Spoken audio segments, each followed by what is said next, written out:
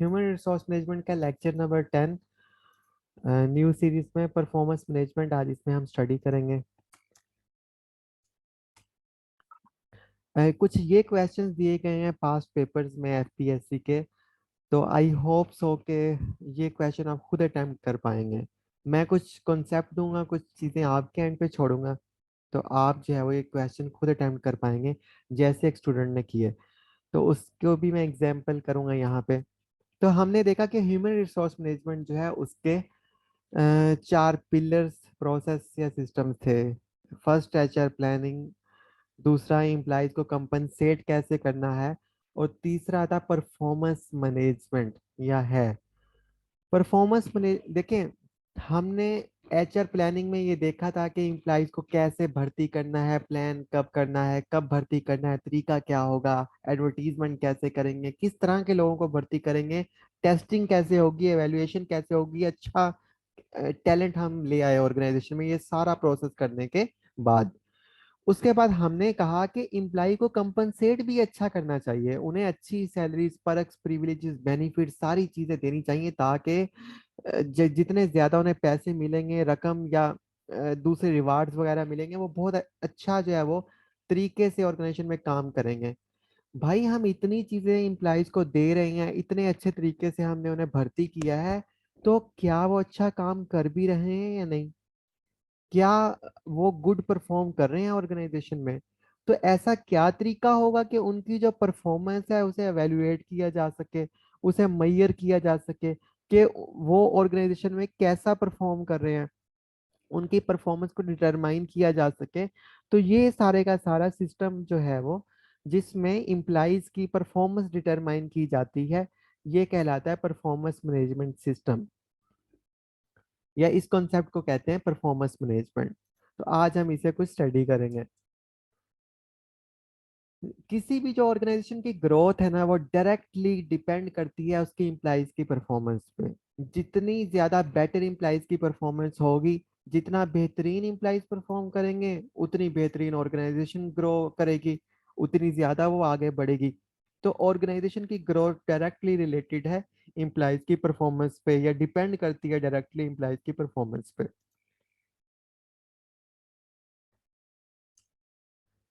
थोड़ा सा मैंने कहा था कि चीज़ों को देखने का जो पर्सपेक्टिव है वो चेंज करें। हर तरह जो जो भी कंटेंट हम पढ़ रहे हैं इसी में से हर तरह का, क्योंकि हम इतनी सारी एचआर तो नहीं पढ़ सकते। ये बहुत लोगों का मुझ पे प्रेशर भी है कि इतनी सारी चीज़ें मल्टीपल मैं पढ़ा रहा हूँ, तो आपके आपको जो पढ़ाया जा रहा है कोशिश करें कि इसी में से आप चीज़ों को अटेम्प्ट कर पाए। अब कैसे करना है, और आपने ये सीखा होगा कंपनसेशन मैनेजमेंट वाले लेक्चर में, जो मैंने वहां पे बताया है कि उसी चीज से इंपॉर्टेंस बन रही है, उसी से जो है वो ऑब्जेक्टिव्स बन रहे हैं, उसी से प्रिंसिपल्स बन रहे हैं, उसी से बेनिफिट्स बन रहे हैं। तो अब हम अप्रेजल पढ़ने जा रहे हैं, परफॉर्मेंस मैनेजमेंट पढ़ने जा रहे हैं, तो इसमें से भी जो यही चीजें हम पढ़ेंगे, तो आप उन्हीं में से सारी चीज, कोई भी नई चीज दे देता है एग्जामिनर, तो आप लिखने की कोशिश जरूर करिएगा। ये ना सोचिएगा कि मुझे इंपॉर्टेंस आती थी तो इसने ऑब्जेक्टिव पूछ लिए हैं मैं छोड़ दूं। तो इंपॉर्टेंस को कन्वर्ट करके, मोल्ड करके, उसका ढाल के उसकी शक्ल जो है वो ऑब्जेक्टिव में लिख दें। और थोड़ी सी स्टूडेंट साइड एफर्ट भी नीडेड है आज के सेशन के बाद। जो आप खुद करेंगे वो क्या है, वो आगे मैं बताता हूँ।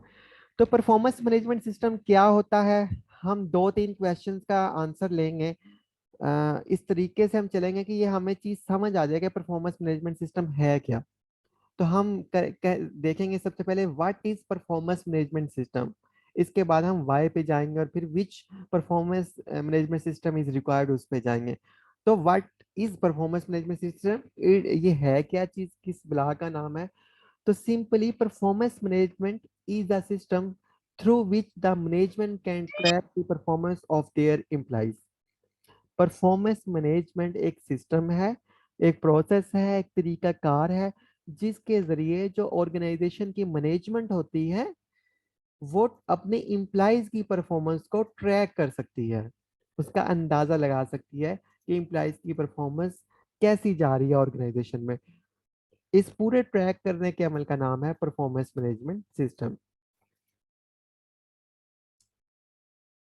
A performance management system is a mechanism, ये एक दूसरी इसकी definition है, is a mechanism for tracking the performance of employees consistently and measurably. It allows the organization to ensure that employees and departments across the organization are working effectively toward achieving the organizational goals.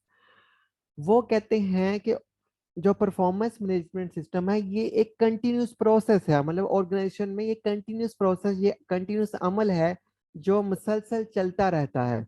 इस अमल के जरिए जो हम employees हैं उनके जो goals हैं, हम उनकी जो परफॉर्मेंस है ऑर्गेनाइजेशनल गोल्स के हवाले से उन्हें मैयर कर पाते हैं, उन्हें जो है वो देख पाते हैं वो किस सीमत में जो है वो जा रही है। ठीक है, तो अभी हम देख लेते हैं एक एग्जाम्पल के साथ किस तरह गोल्स क्या होते हैं और फिर किस तरह परफॉर्मेंस किसी एम्प्लॉय की मैयर कर पाते हैं। एक जरा एनिमेटेड एग्जाम्पल के साथ इसे देखते हैं।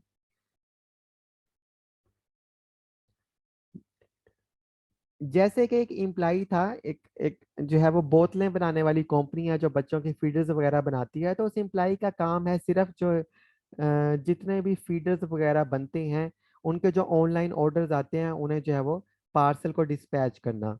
उन और एक दिन में जो उसका जो मंथली टारगेट था वो 3,000 बोटल्स को जो है वो डिस्पैच करने का था। लेकिन जो है वो 3,000 नहीं कर पाता, तो जो उसका मैनेजर है उसे बुलाता है कि ये देखें, ये आपकी परफॉर्मेंस है, आप 3,000 नहीं कर पाए, आपने 2500 जो है वो डिस्पैच किए। तो ये जो अमल मैनेजर ने परफॉर्म किया, मतलब उसे अवेल्युएट की उसकी परफॉर्मेंस, तो ये अमल कहलाएगा परफॉर्मेंस मैनेजमेंट। ठीक है, ये अमल जो मैनेजर ने परफॉर्म किया ये कहलाएगा परफॉर्मेंस मैनेजमेंट।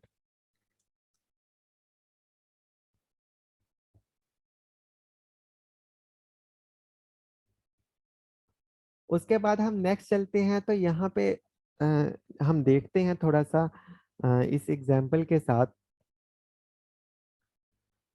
देखें परफॉर्मेंस मैनेजमेंट सिस्टम सेट कैसे किया जाता है, तय कैसे किया जाता है, ठीक है, बनाया कैसे जाता है। तो सबसे पहले होते हैं कुछ ऑर्गेनाइजेशन के गोल। ऑर्गेनाइजेशन के गोल जो है वह सेट किए जाते हैं, या जो भी ऑलरेडी सेट होते हैं ऑर्गेनाइजेशन के गोल।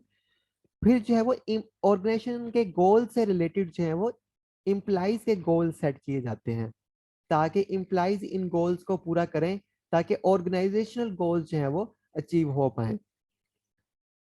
फॉर एग्जाम्पल, इसकी अगर मैं एक एग्जाम्पल दूं, जैसे कि एक ऑर्गेनाइजेशन है पेप्सी कंपनी, ठीक है। अब उसका गोल है कि उसने जो है वो गर्मियों के 3 महीनों में जो है वो हर महीने जो है वो उसने 1 लाख बोतलें सेल करनी है।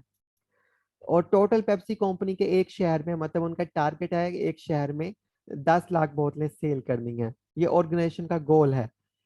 और उस शहर में जो ऑर्गेनाइजेशन के एम्प्लाई हैं वो 10 हैं।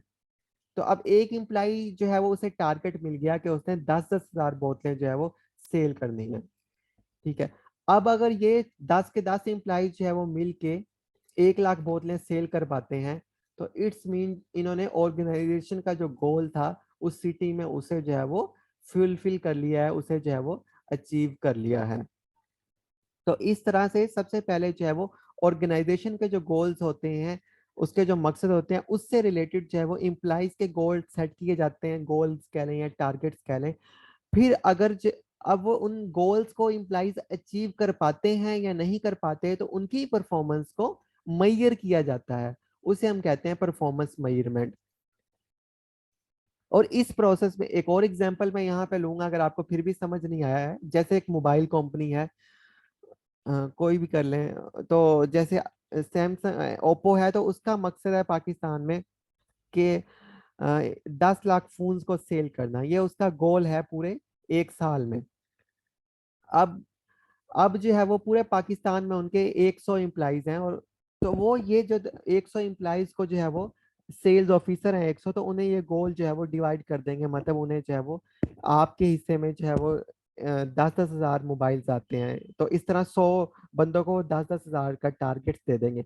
अब वो 10 हजार जो लोग हैं वो टारगेट फुलफिल कर पाते हैं या नहीं कर पाते, अब उनकी परफॉर्मेंस को मेजर कैसे किया जाएगा। तो वो तो कि उनकी परफॉर्मेंस डायरेक्टली ऑर्गेनाइजेशन की जो ग्रोथ है डायरेक्टली डिपेंड करती है एम्प्लॉइज की परफॉर्मेंस के ऊपर, और ऑर्गेनाइजेशन के गोल्स तभी फुलफिल हो पाएंगे जब एम्प्लॉइज बेहतरीन परफॉर्म करेंगे। तो इस तरह से इस परफॉर्मेंस को अब मेजर कैसे किया जाए, उनकी जो है वो क्या उन्होंने अपना काम पूरे तरीके से इफेक्टिवली पूरा किया या नहीं किया, तो वो मेजरमेंट होती है परफॉर्मेंस मैनेजमेंट सिस्टम में। एक प्रोसेस है जिसमें परफॉर्मेंस मेजर की जाती है, उस प्रोसेस को हम नाम देते हैं performance management system. I hope so कि अब आपको परफॉर्मेंस मैनेजमेंट और परफॉर्मेंस मैनेजमेंट सिस्टम के बारे में पता चल गया होगा। और ऑर्गेनाइजेशन के गोल्स किस तरह एसोसिएटेड होते हैं इम्प्लाइज के गोल्स के साथ, तो ये भी आई होप सो आपने अंडरस्टैंड किया होगा इस एग्जांपल के बाद। अच्छा, performance appraisal is also refer to as performance evaluation, performance review or employee appraisal. Our performance use all organizations use performance appraisal to discover which employees have contributed the most the company growth. अच्छा, performance management system जो है वो हम देखते हैं कि overall organisation में क्या सिस्टम लागू है जिसकी वजह से ऑर्गेनाइजेशन के एम्प्लॉइज की परफॉर्मेंस को मेजर असेस जो है वो किया जा रहा है। लेकिन जो परफॉर्मेंस अप्रेजल है, इस लफ्ज से आपने कंफ्यूज नहीं होना। ये परफॉर्मेंस अप्रेजल किसी इम्प्लाई की अप्रेज करने के लिए, यानी किसी इम्प्लाई की असेसमेंट करने के लिए जो है वो यूज होती है। किसी इम्प्लाई को इंडिविजुअली एवेल्युएट करने के लिए जो है वो जो टर्म यूज होती है उसे कहते हैं परफॉर्मेंस अप्रेजल। और इसे जो है वो इम्प्लाई अप्रेजल भी कहते हैं, इसे परफॉर्मेंस रिव्यू भी कहते हैं किसी इम्प्लाई का, इसे परफॉर्मेंस एवेल्युएशन भी कहते हैं। तो इसे कलेक्टिवली हम कहते हैं, और इसे जनरली जो है कहते हैं वो कहते हैं परफॉर्मेंस अप्रेजल।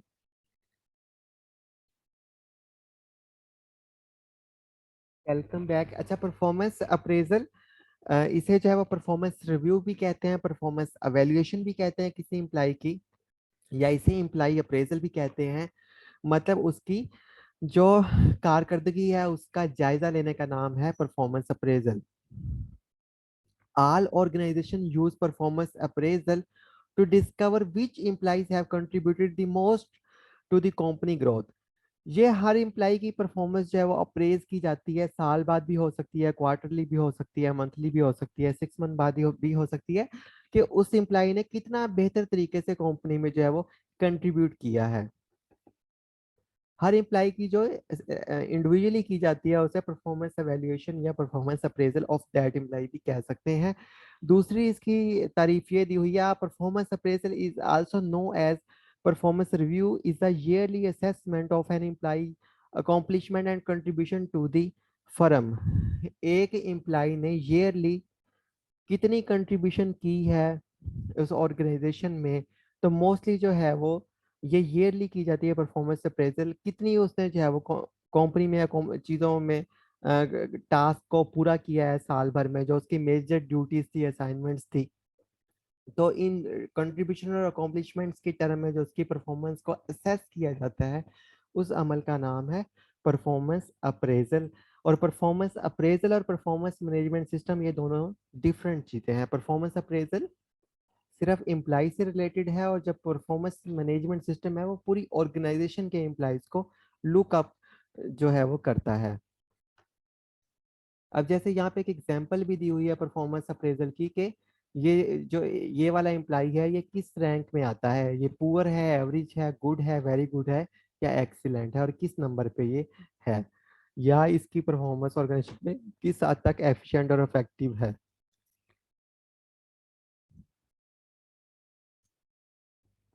अच्छा, परफॉर्मेंस मैनेजमेंट सिस्टम क्यों होना चाहिए ऑर्गेनाइजेशन में, उसकी जरूरत क्या है? Why we needed the performance management system inside the organisation, क्यों होना चाहिए?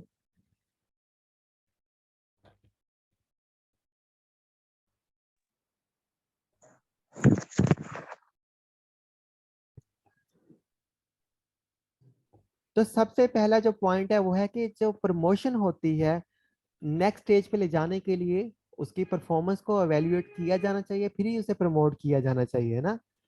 तो प्रमोशन के लिए बहुत ही ज्यादा ये जरूरी होती है। परफॉर्मेंस अप्रेजल या परफॉर्मेंस मैनेजमेंट सिस्टम इंतहाई जरूरी है। अगर हर साल हमने जो सैलरीज इंक्रीज करनी है, एक इंसान काम ही नहीं कर रहा, उसकी परफॉर्मेंस ही जीरो है बल्कि माइनस में है उसकी परफॉर्मेंस, तो हमें उसे इंक्रीज क्यों देना चाहिए सैलरी का? ठीक है, तो इंक्रीज उसे ही मिलना चाहिए जिसकी परफॉर्मेंस अच्छी है। और परफॉर्मेंस मैयर करने के लिए कोई सिस्टम तो हो, जिसे परफॉर्मेंस मैनेजमेंट सिस्टम कहेंगे। ठीक है, जिस तरह गाड़ी है उसकी स्पीड को मेजर करने के लिए एक सिस्टम है, इस तरह दुनिया में हर चीज को मेजर करने के लिए एक सिस्टम है। तो परफॉर्मेंस को भी मेजर करने के लिए जो ऑर्गेनाइजेशन में सिस्टम एप्लीकेबल होता है, उसे कहते हैं परफॉर्मेंस मैनेजमेंट सिस्टम या परफॉर्मेंस मेजरमेंट सिस्टम। तो ट्रेनिंग की नीड्स किन लोगों को है, ये कौन तय करेगा? ये परफॉर्मेंस मैनेजमेंट सिस्टम ही तय करेगा ना। वहीं से हमें पता चलेगा, जब हम परफॉर्मेंस मैनेजमेंट सिस्टम परफॉर्म कर रहे होंगे, तब हमें ट्रेनिंग नीड का भी पता चल जाएगा। और ये दूसरा हमें एक और जगह से भी पता चलता है ट्रेनिंग नीड का। वो कहाँ से पता चलता है? मुझे जल्दी से चैट बॉक्स में आंसर करें इसका। कल ही पढ़ा है आपने? यानी एक तो हमें परफॉर्मेंस मैनेजमेंट सिस्टम के थ्रू पता चल जाता है, क्योंकि एक एरिया में किसी एग्जैक्टलिटी है ना, ट्रेनिंग नीड एनालिसिस से हमें पता चलता है। तो यानी अब दूसरा, हमें ट्रेनिंग नीड्स का परफॉर्मेंस मैनेजमेंट सिस्टम का जब अमल परफॉर्म किया जा रहा है, उसमें हमें पता चल रहा है कि इस बंदे की इस एरिया में बहुत वीक है परफॉर्मेंस, इस स्किल में। तो ठीक है, तो वहां से हमें पता चल जाएगा इसे स्किल की इंप्रूवमेंट की जरूरत है। तो ये यहाँ भी हमें हाईलाइट हो जाएगी चीज। और बोनस और इंसेंटिव के लिए भी ये चीज काम आती है, which employees contributed most in the organisation.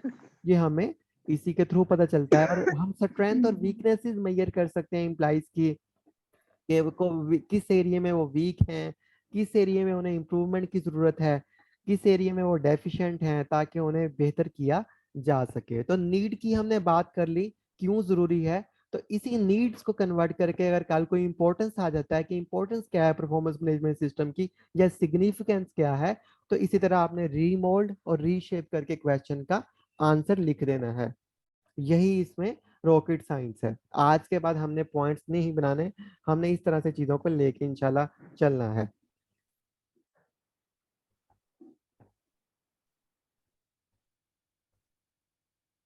ठीक है, और अब हम चलते हैं नेक्स्ट स्टेज के ऊपर। इससे आगे हमने वाई का आंसर कर लिया। अच्छा, परफॉर्मेंस मैनेजमेंट सिस्टम जो है वो किस तरह से पूरा जो प्रोसेस है या सिस्टम जो है वो वर्क किस तरह से करता है, थोड़ा सा मैं इस बारे में आपको समझा देता हूँ। सबसे पहले हम प्लान करते हैं। प्लान में हमने क्या सीखा शुरू में? यहाँ पे वो वाली प्लानिंग नहीं है जो एच आर पी है, हम परफॉर्मेंस मैनेजमेंट की बात कर रहे हैं। तो यहाँ पे हम कुछ और प्लान कर रहे हैं। क्या हमने प्लान किया? ऊपर अभी हमने गोल्स में पढ़ा है। गोल्स में मैंने आपको बताया कि हम जो है वो, तो यहाँ पे हमने कंपनी के जो एम्प्लॉइज हैं उसके गोल सेट किए, यानी टारगेट सेट किए। जैसे हमने देखा था कि ऑर्गेनाइजेशन के गोल्स थे पूरे साल में इतने सेल करनी है, तो यहाँ पे हमने जो एम्प्लॉइज के जो गोल्स हैं वो सेट किए। ये ध्यान रखना, ये ऑर्गेनाइजेशनल गोल्स की बात नहीं कर रहा, बल्कि इम्प्लाइज के जो गोल्स हैं, कि किस इम्प्लाइज की सेल्स का टारगेट कितना है, किस इम्प्लाइज ने कितनी असाइनमेंट्स फुलफिल करनी है। तो यहाँ पे हम प्लानिंग करते हैं इम्प्लाइज की कि इससे इसे इतना इतना इतना टारगेट दे दें, या उस ऑफिस को इतना। तो इस तरह से तो हम प्लान करते हैं, और प्लानिंग के बाद फिर दूसरा मॉनिटर करते हैं हम, जो उसकी चीजें उसके जो एक्टिविटीज होती हैं, उस जो हमने उसे टारगेट दिया है, उस टारगेट को लेके जो उसकी एक्टिविटीज होती हैं हम उसे कंटिन्यूसली मॉनिटर करते हैं। ये performance management system continuously perform करता है किसी ऑर्गेनाइजेशन में, चलता रहता है साल भर में। तो फिर हम जो है वो मॉनिटर करते हैं, उसके डेली बेसिस पे हो सकता है, वीकली बेसिस पे हो सकता है। मैं इसकी एग्जांपल आपको दे देता हूँ कि उसकी परफॉर्मेंस कैसी जा रही है। जैसे एफबीआर में पूरे पाकिस्तान में डिफरेंट आरटीओज हैं, तो उनके हेड चीफ कमिश्नर्स हैं। तो अभी जून से लेकर अब तक जो एफबीआर हेडक्वार्टर है, जो बोर्ड है, उसने टारगेट दिया हुआ है हर चीफ कमिश्नर को, मंथली टारगेट दिया हुआ है कि आपने इतना इतना इतना टैक्स इकट्ठा करना है। यानी ये प्लान हो गया, प्लानिंग में आ गया। उन्होंने टैक्स टारगेट दे दिया है कि आपने हर महीने में इतना टैक्स इकट्ठा करना है, हर महीने में इतना टैक्स इकट्ठा करना है। उन्होंने पूरा जो है वो महीने का टारगेट दे दिया। उसके बाद जो है वो डेली बेसिस पे वो हर चीफ कमिश्नर से पूछते हैं, मतलब पेपर के जरिए उनसे पूछते हैं। उन्होंने कहा है कि हर रोज आपने हमें एक रिपोर्ट भेजनी है, मॉनिटर करते हैं हर रोज, और उसमें ये देखते हैं कि इन्होंने आज के दिन कितना टारगेट अचीव किया, और आज ही का जो दिन था 2021 का, उसमें कितना टारगेट अचीव किया था, और 2020 का जो था पिछले 2 सालों में आज ही के दिन को कंपेयर करते हैं। जैसे आज 20 अक्टूबर है, 20 अक्टूबर 2022 को कितना अचीव किया, 20 अक्टूबर 2021 को कितना अचीव किया था, 20 अक्टूबर 2020 को कितना अचीव किया था।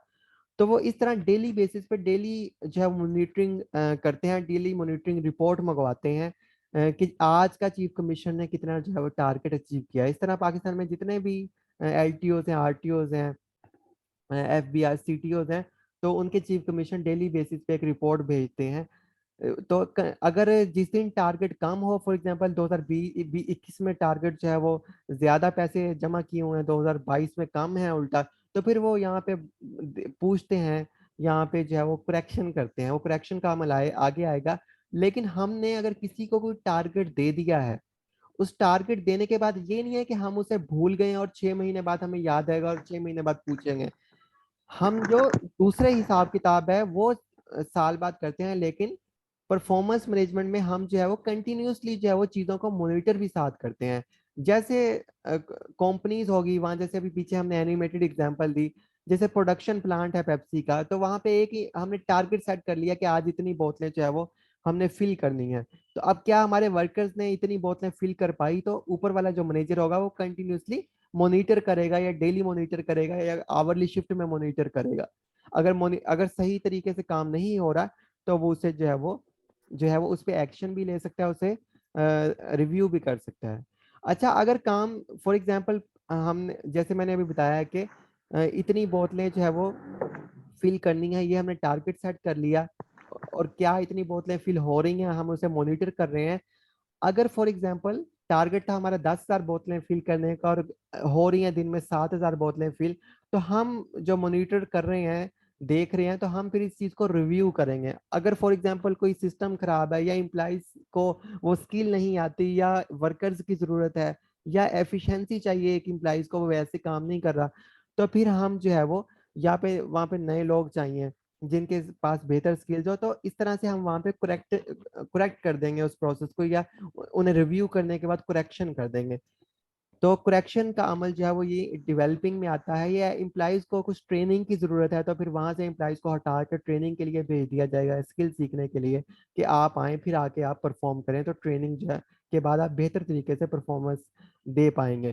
तो इस तरह मॉनिटरिंग के बाद अगर कोई लैकनेस होती है, या रिव्यू के अमल के बाद हम कुछ चीज़ों को देखते हैं जिनमें हमें कमी का सामना है, तो फिर हम उन्हें जो है वो उनकी उस स्किल को, उनके उस नॉलेज बेस को इम्प्रूव करते हैं, और करेक्ट करते हैं, इम्प्रूव करते हैं, उन्हें जो है वो डेवलप करते हैं। ये अमल कहलाता है डेवलपिंग। और डेवलपिंग के बाद जब हमने उन्हें सलाह भी दे दी, करेक्शन भी उनकी कर दी, उन्हें वो चीज़ सिखा भी दी, तो अब भी अगर वो चीज़ गलत परफॉर्म करते हैं इम्प्लाइज, या फिर भी वो परफॉर्मेंस नहीं दे पाती ऑर्गेनाइजेशन में, तो फाइनली यहाँ पे उनकी जो रेटिंग की जाती है साल बाद। इसमें कोई उनका एक्सक्यूज नहीं होता, बल्कि हम उन्हें फाइनलाइज रेट करते हैं, उनकी रेटिंग करते हैं, कि इनकी ग्रेडिंग करते हैं कि इनकी परफॉर्मेंस कैसी रही है, क्या इन्होंने परफॉर्म किया ऑर्गेनाइजेशन में। तो ये कहलाता है रेटिंग या ग्रेडिंग। और उसके बाद आता है रिवार्डिंग। तो यानी अगर किसी ने बहुत अच्छा परफॉर्म किया है, तो उसे रिवार्ड मिल सकता है, प्रमोशन हो सकती है, इंसेंटिव, बोनस, कुछ भी हो सकता है, सैलरी इंक्रीज हो सकती है। अगर बुरा नहीं किया, तो उसे जो है वो रिवार्ड के बदले में जो है वो कुछ नेगेटिविटी का भी सामना करना पड़ सकता है। तो ये एक कंटिन्यूअस प्रोसेस है परफॉर्मेंस मैनेजमेंट का। इस तरह से ये काम करता है, प्लानिंग से ये शुरू होता है और रिवार्डिंग पे ये खत्म होता है। यही वजह है कि जो प्राइवेट सेक्टर की ऑर्गेनाइजेशन है, वहाँ पे ये प्रोसेस इतना स्ट्रांग है, इतना स्ट्रांग है कि मॉनिटरिंग डेली बेसिस पे की जाती है। हर जो है वो हर जो है वो इवन के मिनट तक की जाती है। जैसे कि अभी आप ये जो प्राइवेट बैंक्स हैं, या मोबाइल कंपनीज हैं, तो इनमें कस्टमर सर्विस पे अगर आप कॉल करें, तो कस्टमर सर्विस जो एजेंट्स हैं वो बाद में आपसे पूछते हैं कि आप हमारी रेट करें, कि आप हमारी कारकर्दगी से मुतमिन हैं, मतलब परफॉर्मेंस से मुतमिन है। तो फिर हम रेट करते हैं, जी हाँ मुतमिन है, नहीं मुतमिन, 1 to 10 या 1 to 5 हम उन्हें रेटिंग देते हैं। तो वो रेटिंग यानी अब तो प्राइवेट कंपनीज अपने एम्प्लॉयज की अ, बेतहाशा जो है वो दिन तो दूर की बात है, वो घंटों में भी रेटिंग करती हैं कि कितनी इनकी कॉल्स आई, कितनों में इन्हें जो है वो रिव्यूज पॉजिटिव दी गई एम्प्लॉयज की। तो अगर फिर उनकी जो है वो इस तरह फिर कंटिन्यूस, यानी ये मॉनिटरिंग का अमल है। अगर इम्प्लाइज कंटिन्यूसली उनकी और चीज़ें खराब जा रही हैं तो उन्हें डेवलप किया जाता है, और बाद में डेवलप के बाद रेट किया जाता है, और फिर रिवार्ड किया जाता है। तो इसलिए प्राइवेट सेक्टर ऑर्गेनाइजेशन जो है वो इतनी ज़्यादा बेहतर नज़र आती हैं हुकूमती इदारों के मुकाबले में।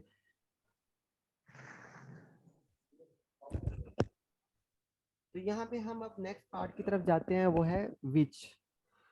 हमने पहले बात की वाई, क्यों ज़रूरी है परफॉर्मेंस मैनेजमेंट सिस्टम। अच्छा, परफॉर्मेंस मैनेजमेंट सिस्टम बहुत सारे हैं, ठीक है।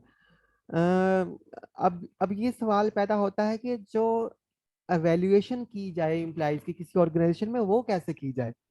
अब ये तो हमने कह दिया, देख लिया कि what is performance management system, यानी ये होता क्या है, हमने ये भी देख लिया ये क्यों जरूरी है, व्हाई इट इज नीडेड, और ये काम कैसे करता है, हमने वो साइकिल भी पढ़ लिया या प्रोसेस भी पढ़ लिया, इस तरह से ये कंटिन्यूस वर्क करता है। लेकिन परफॉर्मेंस मैनेजमेंट सिस्टम कौन सा अप्लाई किया जाए ऑर्गेनाइजेशन में। बहुत सारे परफॉर्मेंस मैनेजमेंट सिस्टम है, बहुत सारे जो जैसे बहुत सारे जो है वो तरीकाकार हैं परफॉर्मेंस को मैयर करने के, उन्हें मैनेज करने के। बहुत सारी इस पे थ्योरीज हैं, बहुत सारी जो एचआर एक्सपर्ट्स हैं उन्होंने डिफरेंट सिस्टम्स रिकमेंड और सजेस्ट किए हैं।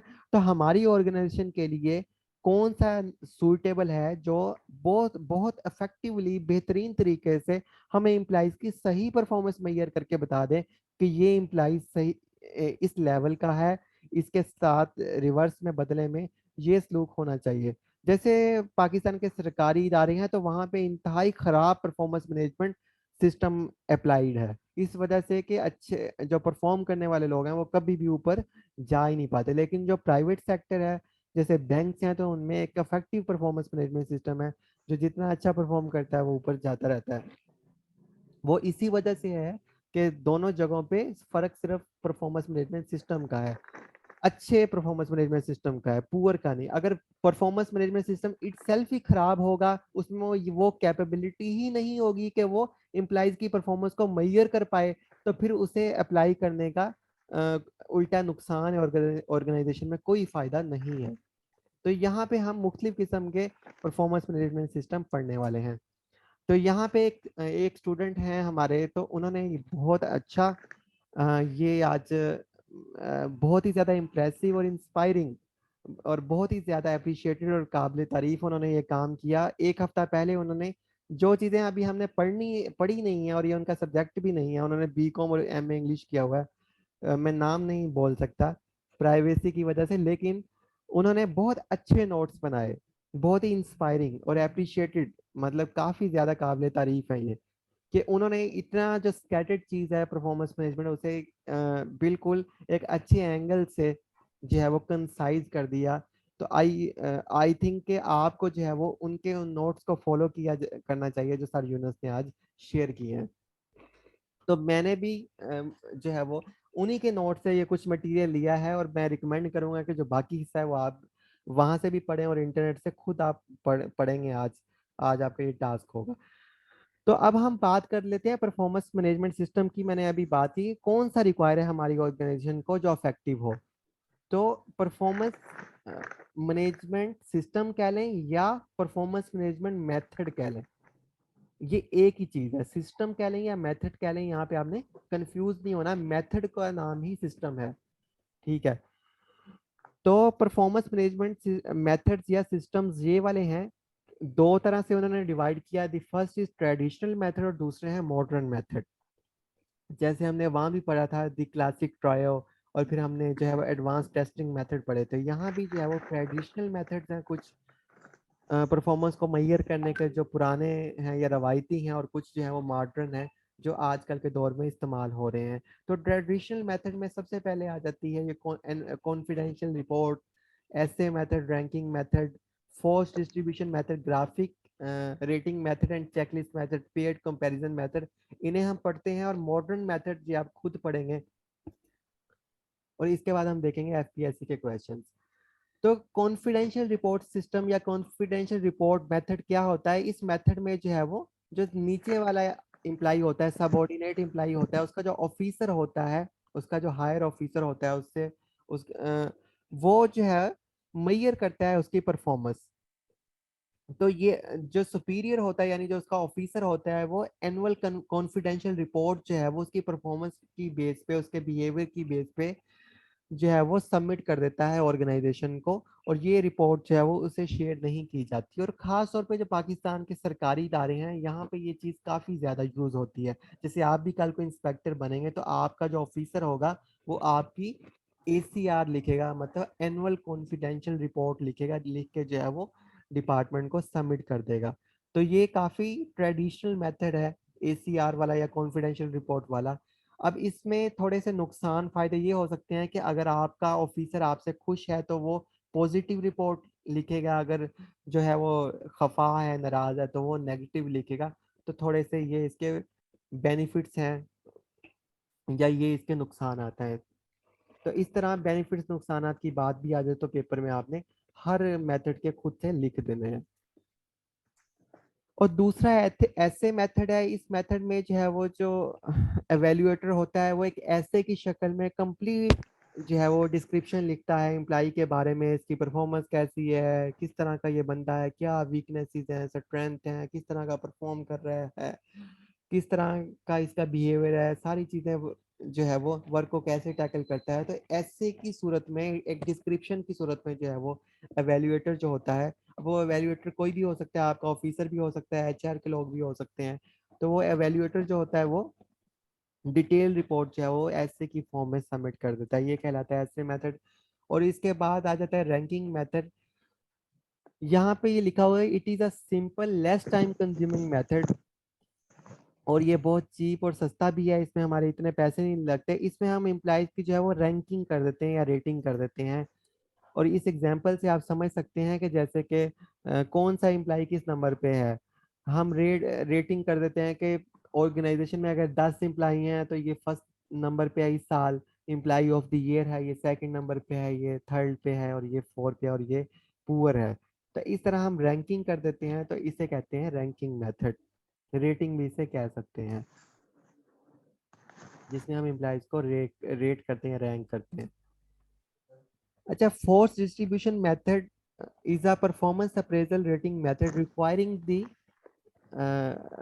rater to force implies rating into a bell-shaped curve।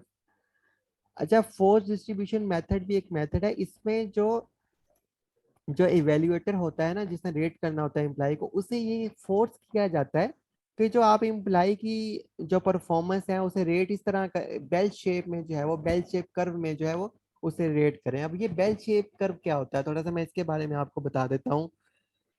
Bell shape curve ये होता है कि जैसे ये बेल की शक्ल है, ये आप देख रहे हैं सामने। वो कहते हैं किसी भी ऑर्गेनाइजेशन में जरूरी नहीं है कि सारे एम्प्लॉइज अच्छा परफॉर्म करें, ये भी जरूरी नहीं है कि सारे एम्प्लॉइज बुरा परफॉर्म करें। हाँ, कुछ एम्प्लॉइज जो हैं वो बहुत अच्छा परफॉर्म करेंगे। तो जैसे यहाँ पे ये टॉप परफॉर्मर्स में आ रहे हैं जो राइट साइड पे हैं, और जो लेफ्ट साइड पे हैं वो नॉन परफॉर्मर्स में आ रहे हैं 10%। लेकिन जो दरमियान में आ रहे हैं वो है 70% एवरेज परफॉर्मेंस वो दे रहे हैं। तो यानी कि एक वेल शेप स्ट्रक्चर बन गया है, जिसके राइट साइड पे वाले लोग जो हैं वो टॉप परफॉर्मर्स हैं, लेफ्ट वाले नॉन परफॉर्मर्स हैं, और दरमियान वाले जो हैं वो एवरेज परफॉर्मर्स हैं। इससे जरा हमें ये अंदाजा हो जाता है बेल शेप कर्व से कि हमें ये पता चलता है कि जी ऑर्गेनाइजेशन में कितने परसेंट जो लोग हैं वो टॉप परफॉर्मेंस वाले पार्ट में हैं, और ज्यादा हमें पता है कि ज्यादा जो एवरेज परफॉर्मर्स ही होते हैं ऑर्गेनाइजेशन में, और लेस परफॉर्मर्स कितने किस पार्ट में है। तो इस तरह बेल शेप कर्व के अंदर जो है वो जैसे कि इम्प्लाई है वो बहुत एक्सीलेंट परफॉर्म कर रहा है, तो उसे फिर इस राइट साइड में जो है वो बेल शेप की यहाँ पे डाल दिया जाएगा 20% वाले में, टॉप परफॉर्मर्स में। तो इस तरह यहाँ पे हम एक सिंपल डायरेक्टली अंडरस्टैंड कर लेते हैं फोर्स डिस्ट्रीब्यूशन मॉडल से, मेथड से या सिस्टम से, कि इम्प्लाइज की परफॉर्मेंस हमारी ऑर्गेनाइजेशन में किन एरियाज में कितनी कितनी है, एवरेज परफॉर्मर्स कितने परसेंट है, नॉन परफॉर्मर्स और टॉप परफॉर्मर्स कितने कितने हैं। इसके बाद नेक्स्ट आता है ग्राफिक रेटिंग स्केल मेथड। अब ग्राफिक रेटिंग, ये ग्राफ बना हुआ है देखें इसमें, ये रेटिंग स्केल है, इसे रेटिंग स्केल कहा जाता है। जैसे ये है ना, ये इस चीज को, ये जो होती है इस चीज को कहते हैं रेटिंग स्केल, जो मैंने अभी रेड की है। तो ग्राफिक रेटिंग स्केल में क्या होता है, इम्प्लाइज को जो है वो रेट किया जाता है, मुख्तलिफ जो उसमें खसूसियात या ट्रेट्स पाई जाती हैं या उसके बिहेवियर या उसकी डिफरेंट चीज़ों के अगेंस्ट, जो मुख्तलिफ उसमें ट्रेट्स बिहेवियर या इम्पोर्टेंट दूसरी जो चीज़ें होती हैं उनके अगेंस्ट जो है उन्हें रेट किया जाता है ग्राफिक रेटिंग स्केल मेथड में। ये ग्राफ है और इस चीज़ को रेटिंग कहते हैं, इसलिए इसका नाम है ग्राफिक रेटिंग स्केल मेथड। जैसे आप देख रहे हैं कि अटेंडेंस की बुनियाद पे, सिंसेरिटी की बुनियाद पे, डिपेंडेबिलिटी की बुनियाद पे उसे रेट किया जाता है, जैसे कि उसकी अटेंडेंस कितनी है, तो इसे हम उस जो है वो स्केल जो है उसके उस कॉलम में लिख देंगे, एक्सीलेंट है, बुरी है, गुड है। तो इस तरह डिपेंड कितना किया जा सकता है उस एम्प्लाई पे, तो एक्सीलेंट की कैटेगरी में आ जाएगा। ठीक है। कुछ एम्प्लॉइज जैसे किसी ऑर्गेनाइजेशन में ऐसे होते हैं कि वो मतलब अटेंडेंस उनकी पूरी नहीं होती है, टाइम पे वो रेगुलर नहीं आते, लेकिन ऑर्गेनाइजेशन की हर प्रॉब्लम का उनके पास सोल्यूशन होता है, तो उन पे ऑर्गेनाइजेशन ज़्यादा डिपेंड करती है, उन्हें फिर फ्लेक्सिबल आवर्स भी प्रोवाइड करती है या एडजस्ट करती है खुद को। कुछ कुछ लोग बहुत सिंसियर होते हैं लेकिन काम में उनकी एफिशिएंसी नहीं होती, वैसे वो ऑनेस्ट होते हैं। तो इस तरह फिर ये सिंसियरिटी का, तो इस तरह डिफरेंट जो है वो चीज़ें हो सकती हैं, यहाँ पे आपकी ऑर्गेनाइजेशन बना सकती है। लेकिन इस तरीके से अगर रेटिंग की जाएगी, जैसे ये है poor, fairly good, fairly good, Fairlie poor, good, excellent, अगर इस तरीके से रेटिंग की जाएगी एम्प्लॉइज को, तो ये कहलाएगी ग्राफिक रेटिंग स्केल मेथड।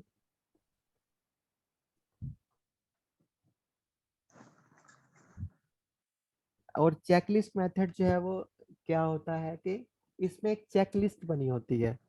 अच्छा, काफी सारे कामों को ना करने के लिए खासतौर पे आपको भी मैं एडवाइस करूंगा कि आप अपनी जो है वो एक चेक लिस्ट बना सकते हैं। अब जो डेली के जैसे पढ़ाई के आपके ये टास्क हैं, तो आप एक पूरी की पूरी अपनी एक लिस्ट बना सकते हैं, जिसमें आप उसे चेक चेक का मतलब होता है, चेक लिस्ट का मतलब होता है यस और नो, ये काम मैंने किया या नहीं किया। तो गूगल टास्क भी एक एप्लीकेशन है, डाउनलोड आप कर सकते हैं प्ले स्टोर से। तो डेली के जितने भी टास्क हैं वहाँ पे आप लिख सकते हैं और वहाँ पे आप उन्हें चेक कर सकते हैं, टिक कर सकते हैं, ये जो जो टास्क आप परफॉर्म करते जाएं। तो इसी तरह पढ़ाई में बहुत सारी चीज़ें आप भूल जाते होंगे, बहुत सारे टास्क आपके जहन में होते होंगे, तो पेपर की बजाय आप मोबाइल में इस तरह बना सकते हैं चेकलिस्ट। तो चेकलिस्ट मेथड क्या होता है, इसमें डिफरेंट लिस्ट होती है, उसमें डिफरेंट चेक्स होते हैं और यस और नो में आपको उसका आंसर करना होता है। तो एक चेक, और उसमें इस तरीके से जो है वो हम रेटिंग करते हैं किसी भी इम्प्लाई की। अब चेकलिस्ट में जो हमारा एचआर डिपार्टमेंट है वो क्वेश्चंस डाल सकता है कोई भी, कि वो क्या होने चाहिए। अब क्या वो इम्प्लाई सिंसियर है, उसमें आगे यस और नो, क्या ये टाइम पे आता है, आगे यस और नो, क्या इस पर डिपेंड किया जा सकता है, यस और नो, क्या ये ऑनेस्ट है, यस और नो। तो इस तरह से चेकलिस्ट में हम देख सकते हैं। मैं अभी दिखाता हूँ इसकी एग्जांपल, जैसे ये खुली हुई है आपके सामने। तो यहाँ पे एक एक यहाँ पे आता है employee work well with the people on his her team, तो यस और no. The employee has the depth knowledge of his her job, yes और नो। अगर नो होगा तो इसका मतलब ऐसे ट्रेनिंग की जरूरत है। Aspects job, aspects of the job employee should improve, तो यस और नो। तो इस तरह से यहाँ पे ये अब यहाँ पे इम्प्लाइज का नाम लिखा होगा, डेजिग्नेशन, उसका डिपार्टमेंट, ये फॉर्म है, यानी वो चेकलिस्ट वाला फॉर्म है। तो जो भी एवेल्युएट करेगा, चाहे उसका ऑफिसर है या कोई और भी बंदा है, तो इस तरह चेकलिस्ट की सूरत में, यस और नो की सूरत में वो चीज ये करेगा। जो लास्ट मेथड है जो हम ट्रेडिशनल मेथड में पढ़े हैं वो है paired comparison method. In a paired comparison system the manager must compare every employee with every other employee within the department or work group। Pair comparison method में ये होता है कि हर एम्प्लाई को दूसरे एम्प्लाई के साथ, सॉरी, दूसरे एम्प्लाई के साथ कंपेयर किया जाता है उस डिपार्टमेंट में या उस ग्रुप में जिसमें वो काम कर रहा हो। Each employee is compared with any another employee and out of the two the higher performer is given a score of 1। अब पेयर का मतलब क्या होता है, आप मुझे बताएं। पेयर का मतलब होता है दो। जैसे दो इंस्पेक्टर काम कर रहे हैं एफपीआर में, तो वो दो का हो गया पेयर। जब दो ऑपोजिट जेंडर्स का होता है तो वो कपल कहलाता है, और दो सेम जेंडर का या सेम टाइप के, तो वो पेयर कहलाता है। तो इस तरह जैसे दो इंस्पेक्टर हो गए या दो जो है वो मजदूर हो गए, तो वो उनका पेयर है। तो वो कहते हैं कि आपको पेयर्स में जो है वो दो दो के पेयर में, आपको एक एक पेयर में, सॉरी, एक एक पेयर में जो है वो दो लोगों की आपको एक कंपैरिजन करना होता है। अब जो दो लोगों का पेयर है किसी खास मतलब एरिया में ऑर्गेनाइजेशन के, तो उनमें से फिर उनमें से एक को नंबर 1 पे रखेंगे, एक को 2 पे रखेंगे। ये बहुत ही लंबा, टाइम कंज्यूमिंग और जो है वो ट्रेडिशनल मेथड है जो पेयरिंग में हम कंपैरिजन करते हैं एम्प्लॉयज की रेटिंग का, उनकी जो है वो अप्रेजल जब हम पेयरिंग में करते हैं। तो ये थे सारे के सारे 7 अप्रेजल के मेथड जिसमें हमने ये पढ़े सारे कि ट्रेडिशनल अप्रेजल मेथड क्या होते हैं। ये अप्रेजल मेथड है, ये परफॉर्मेंस मैनेजमेंट सिस्टम में ये मेथड यूज हो सकते हैं एम्प्लॉइज को अप्रेज करने के लिए। ये अप्रेजल मेथड सिंगली एम्प्लॉइज के लिए भी हो सकते हैं, और ये अप्रेजल मेथड बतौर सिस्टम के तौर पे भी inside the performance management system use हो सकते हैं इनसाइड दी ऑर्गेनाइजेशन। अब इनमें से आपकी मर्जी है कि आप 2 याद करें, 3 याद करें, या जो आपको पसंद हो वो याद कर लें। और यहाँ पे दूसरे हैं मॉडर्न मेथड। अब मॉडर्न मेथड की जो असाइनमेंट्स है वो आपने खुद पढ़नी है, खुद आपने ये देखने हैं मेथड्स। और आपको रेफरेंस के लिए मैं आपको ये दे दूंगा, और सामने जो है बल्कि आपको सेंड कर दिया है सुबह। तो यही जो इन्होंने अटेम्प्ट किया हुआ है मॉडर्न मेथड, आप इन्हें रेफरेंस के तौर पे यहाँ से पढ़ सकते हैं। अगर समझ नहीं आता उसे गूगल कर सकते हैं, अगर फिर भी समझ नहीं आता तो फिर आप मुझे बता दीजिएगा, फिर इस कल मैं इसे अगेन पढ़ा दूंगा अगर इसमें कोई मुश्किल है तो। आई होप सो इसमें कोई इतनी मुश्किल नहीं होगी, ये सिंपल से ही है सारे के। असेसमेंट सेंटर मेथड क्या होता है, बाकी क्या होता है, तो ये आप सारे के सारे खुद पढ़ेंगे। तो आई होप सो इसमें आपकी एनर्जी थोड़ी सी सर्फ होगी इसे अंडरस्टैंड करने में, पढ़ने में, तो आपको चीज़ें रिमेम्बर हो पाएंगी। और ऑब्वियसली मेरे लिए भी काम आसान हो पाएगा जब आप खुद ये चीज़ करेंगे, तो मुझे स्लाइड बनानी नहीं पड़ेगी। तो ये अब आप पे डिपेंड करता है कि कैसे आप इस चीज़ को देखते हैं। अगर इशू हो तो मैं तो हाजिर हूँ हमेशा की तरह। फिर आप नाराज ना होइएगा मुझसे कि मैं इतना बड़ा लेक्चर देता हूँ, जैसे ट्रेनिंग नीड एनालिसिस के बाद भी आपके तासुरात थे और समझ भी नहीं आया था। अच्छा, अब थोड़े से क्वेश्चंस देख लेते हैं एफपीएससी के कि क्या है। ये क्वेश्चंस उन्होंने जो है वो पूछे होंगे, यही टोटल जो हमारा परफॉर्मेंस मैनेजमेंट है ना, परफॉर्मेंस मैनेजमेंट सिस्टम के अंदर जो निज़ाम है परफॉर्मेंस को मेजर करने का, उसके सबसे जो इम्पोर्टेंट चीज़ है वो परफॉर्मेंस अप्रेजल है। वो परफॉर्मेंस अप्रेजल के ऊपर ही तो पूरा वो सिस्टम वर्क कर रहा है ना। सिस्टम में और क्या चीज़ें आ रही हैं, यही है कि ऊपर एचआर डिपार्टमेंट बैठा हुआ है, उसने एक परफॉर्मेंस अप्रेजल एक अच्छा बना लिया है, एक परफॉर्मेंस जो है मैनेजमेंट सिस्टम उसने अडॉप्ट कर लिया है इन 7 में से, ट्रेडिशनल में से। तो उसे परफॉर्मेंस अप्रेजल भी कह सकते हैं, परफॉर्मेंस मैनेजमेंट सिस्टम का हिस्सा भी कह सकते हैं परफॉर्मेंस अप्रेजल को। तो ये एक ही चीज है, तो कितना अच्छा वो डेवलप कर पाते हैं एचआर डिपार्टमेंट, इन 7 में से कौन सा मेथड अडॉप्ट कर पाता है, इनमें से कौन सा मेथड अडॉप्ट कर पाता है, तो उतना ही बेहतर परफॉर्मेंस मैनेजमेंट सिस्टम जो है वो बन पाएगा। तो यहाँ पे जो है वो एफपीएससी ने ये सवाल दिए हुए हैं कि there are several basic techniques manager uses for appraising the performance of employees. Discuss these techniques.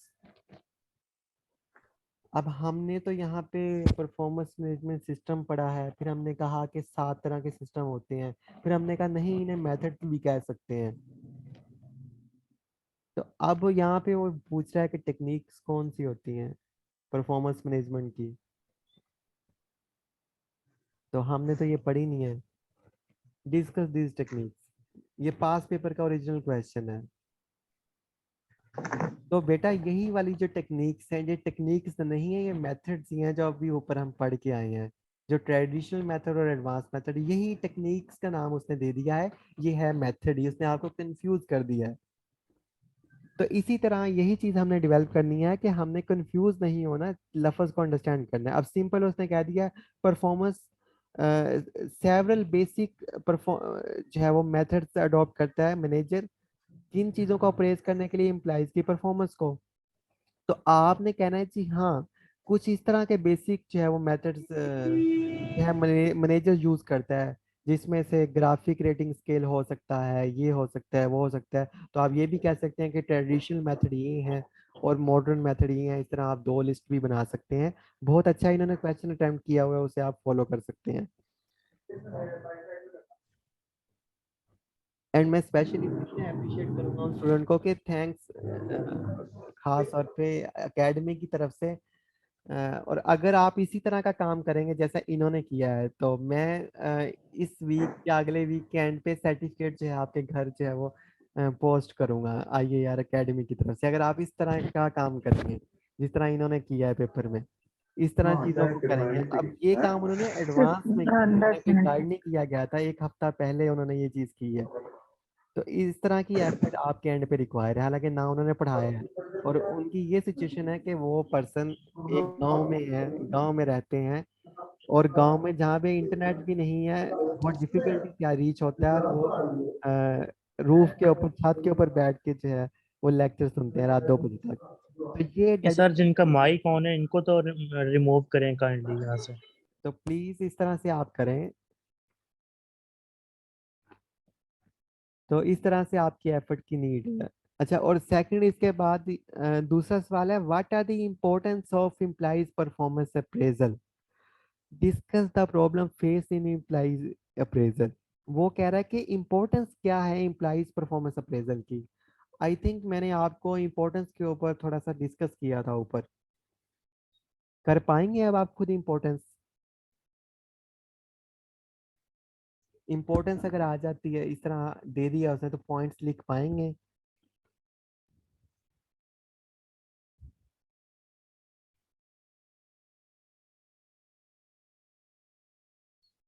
Exactly ठीक है, आप खुद लिख पाएंगे इंपॉर्टेंस के ऊपर मेथड, मेथड सॉरी कह रहा हूँ, इंपॉर्टेंस के ऊपर पॉइंट्स। अब आप जितने मर्जी पॉइंट्स लिखते जाएं, जैसे आपने नीड के ऊपर दिए थे उसी तरह इंपॉर्टेंस के ऊपर दें यही। और उसके बाद वो कहते हैं कि discuss the problem faced in implies appraisal. Problems हमें कौन सी फेस करनी पड़ सकती है? अब ये जो इन्होंने असाइनमेंट अटेम्प्ट की हुई है, तो ये HR में कुछ प्रॉब्लम्स हैं, तो आप उन्हें भी पढ़ सकते हैं। तो इसका आंसर आपने तलाश करना है, और इसका आंसर उन्होंने उस डॉक्यूमेंट में दिया हुआ है जो आपको सुबह शेयर की गई।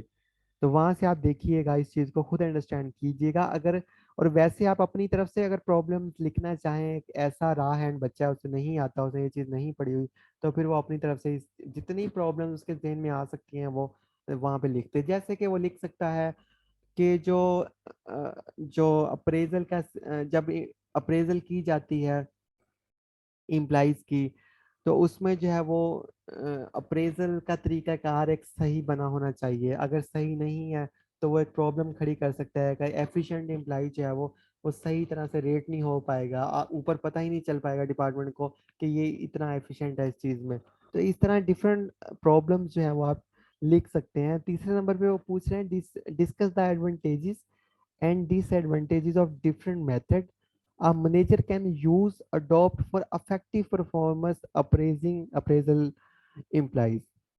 अब उसने घुमा दिया फिर उसी सवाल को।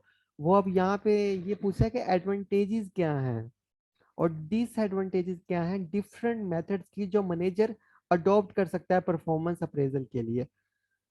और मैंने ऊपर एक मेथड में आपको बताया था कि ये उसकी एडवांटेज है और ये डिसएडवांटेज है। वो कौन सा था? अब कितने अटेंटिव थे आप आज के सेशन में? यहाँ से मुझे आपकी जो अप्रेजल है, असेसमेंट है, एसीआर वो के मतलब बताइए। सर, कौन एसीआर के मतलब सर आपने बताया था एडवांटेज डिसएडवांटेज किसके एसीआर की। किसके एसीआर की सर एसीआर की बताई थी एनुअल हाँ, कॉन्फिडेंशियल रिपोर्ट की। एग्जैक्टली। तो ACR में ये है, ACR के बारे में मैंने बताया था कि वो अब अगर अच्छा है उसका रिलेशन अपने सबॉर्डिनेट के साथ, तो वो ACR अच्छी लिखेगा। बुरा है तो उसकी ACR खराब कर देगा, एनुअल कॉन्फिडेंशियल रिपोर्ट खराब कर देगा। तो सेम इसी तरह जो दूसरे मेथड्स हैं, जैसे वो बेल वाला मेथड है, या जो वो यस और नो वाला मेथड है, चेकलिस्ट वाला मेथड, तो इस तरह आप उनके एडवांटेजेस और डिसएडवांटेजेस खुद से लिख सकते हैं। आप उसमें ये लिख सकते हैं कि चेकलिस्ट में तो हमें ऑप्शन ही नहीं मिलती, इसमें तो ऑप्शन ही यस और नो की है, जबकि हमें जो दूसरे मेथड है वहां पे रेटिंग मिलती है 1 to 5, या गुड, बेटर, बेस्ट, बैड, या बैड, इस तरह से ETC।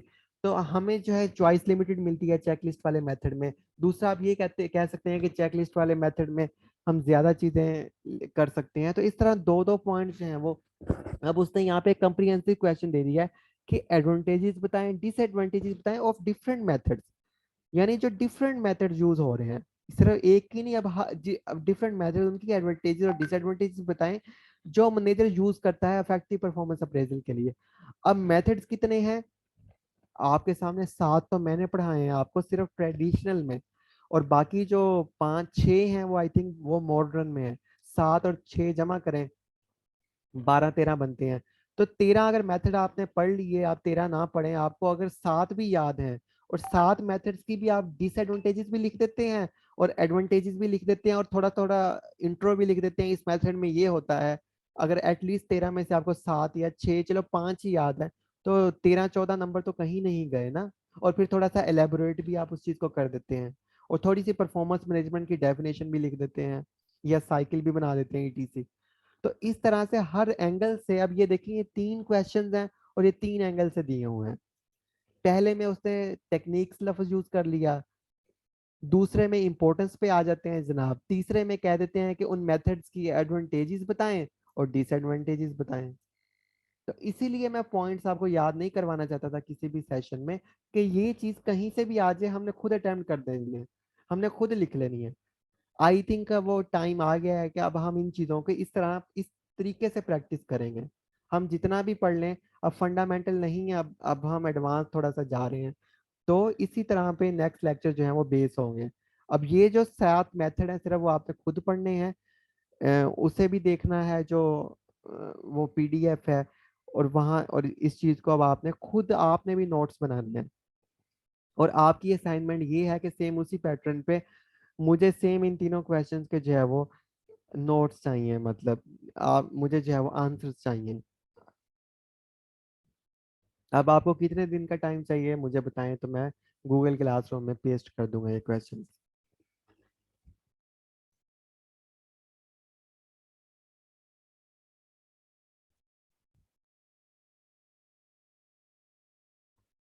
तो यहाँ पे एंड होता है हमारा आज का सेशन परफॉर्मेंस मैनेजमेंट का, जिसमें हमने मेथड्स पढ़े और बाकी जो है वो आपके एंड पे है, आप खुद उसे जो है वो पढ़ेंगे और अंडरस्टैंड करेंगे। मॉडर्न मेथड आप खुद पढ़ेंगे और प्लस इसके एफपीएससी वाले क्वेश्चंस को भी अंडरस्टैंड करेंगे, उसका आंसर देने की कोशिश करेंगे, और इसके साथ प्लस में वो जो नोट्स हैं ये वाले, इन्हें आप ज़रूर देखेंगे। बहुत अच्छा इन्होंने बाकी क्वेश्चंस का भी, जैसे टीएनए है, सबका इन्होंने बहुत ज़बरदस्त तरीके से जो है अटेम्प्ट किया है। तो एक स्टैंडर्ड है आई थिंक कि इसी तरह पे, बल्कि इससे भी अच्छा आपको करने की कोशिश करनी चाहिए।